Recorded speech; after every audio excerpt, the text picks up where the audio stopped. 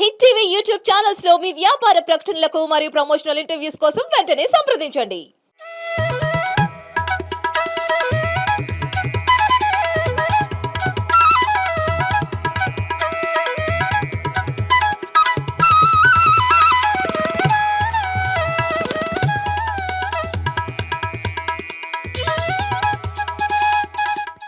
Hello and welcome to hit TV life style. విశాఖపట్నంలో ఎక్కడెక్కడ గుళ్ళు ఓపెన్ అవుతున్నాయో మనకి ఈ మధ్యకాలంలో అప్డేట్స్ తొందరగా వచ్చేస్తున్నాయి. ఎందుకంటే అందరికి తెలిసిన విషయం, ఇన్స్టాగ్రామ్ లో ఇన్ఫ్లుయెన్సెస్ బాగా పాపులర్. అంటే వెళ్తున్నారు, చూస్తున్నారు, మంచిగా ఇక్కడ ఈ టెంపుల్ బాగుంది, అక్కడ ఆ ఫుడ్ బాగుంది, ప్రతిదీ చెప్తున్నారు కాబట్టి మనకి అప్డేట్స్ వస్తూ ఉన్నాయి.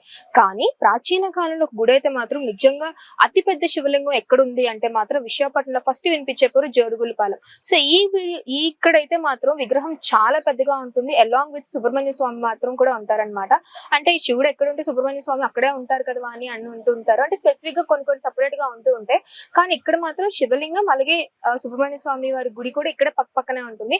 అండ్ శివలింగం చూస్తే మాత్రం చాలా అద్భుతంగా ఉంటుందండి. అంటే కొన్ని విగ్రహాలన్నీ కలిపి ఒక విగ్రహం కింద చేస్తే, అంటే కోటి లింగాలు ఒక లింగం కింద చేస్తే ఎలా ఉంటుందో అంత అద్భుతంగా ఉంటుంది అనమాట. సో లింగంకి లేటు వెళ్దాం పదండి.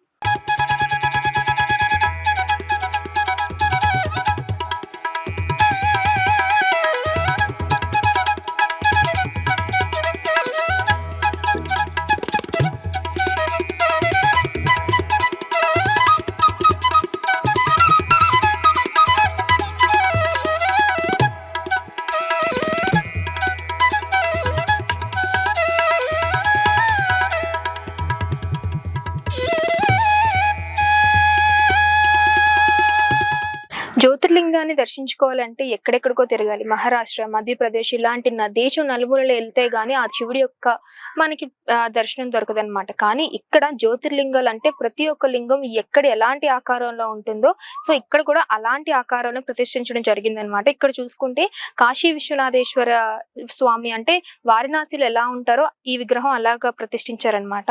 సో ఇక్కడ చూసుకుంటే మహాకాళేశ్వర జ్యోతిర్లింగము ఉజ్జయిని మధ్యప్రదేశ్ లో ఇలా ఉంటదంట. సో ఇది చాలా ఫేమస్ అండి. ఇప్పటి వరకు కూడా శివుడిని ఎవరైతే అంటే ప్రతి ఒక్కరు 6 నెలలు గుడి ఓపెన్ లో ఉంటుంది, 6 నెలలు గుడి క్లోజ్ లో ఉంటుంది. అలాంటి గుడిని కూడా చాలా కష్టంతో వృద్ధులు గాని, చిన్నపిల్లలు గాని, మధ్యస్థులు గాని ప్రతి ఒక్కరు కూడా ఈ గుడిని దర్శించుకోవాలంటే చాలా ఎక్కువగా కష్టపడుతూ ఉంటారు. వెళ్ళాలన్న అదృష్టం ఉండాలి అంటారు. సో అదే మనకి కేదారేశ్వర జ్యోతిర్లింగం అనమాట, కేదార్నాథ్ ఉత్తరాఖండ్.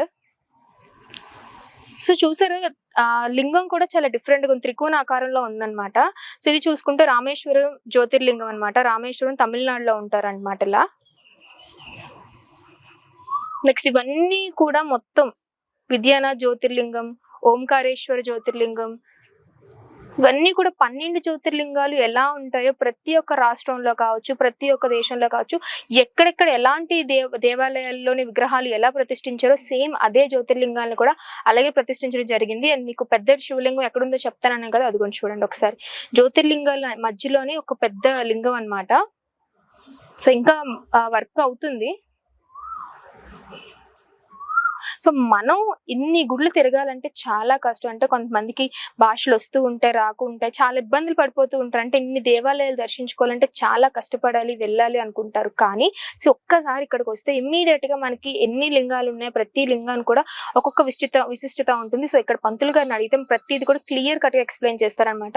ఒక్కసారి జ్యోతిర్లింగాలన్నింటినీ దర్శించుకోవాలంటే ఎంత అదృష్టం ఉండాలి చెప్పండి. సో అది కూడా సోమవారం అయితే మాత్రం అస్సలు ఖాళీ ఉండదు అనమాట గుడి. సో టైంతో పని లేకుండా ప్రతి ఒక్కరు వస్తూనే ఉంటారు, దర్శించుకుంటూనే ఉంటారు. ఒకసారి మీరు కూడా చూసేసేయండి.